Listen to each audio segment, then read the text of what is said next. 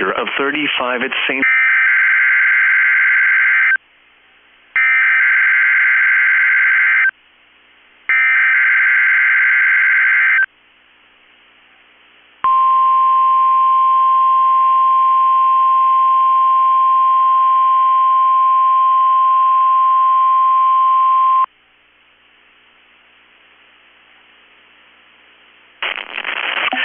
This is the National Weather Service in Chanhassen with a test tornado warning for Wisconsin and Minnesota as part of the Severe Weather Awareness Week.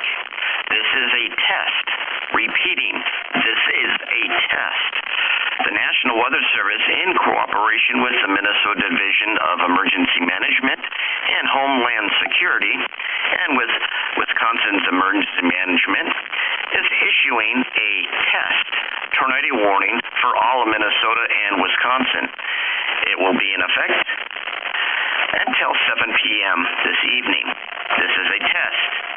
Take the time now to determine where you would go to a safe place, both at home and if you are away from home. Once again, this has been a test as part of the Severe Weather Awareness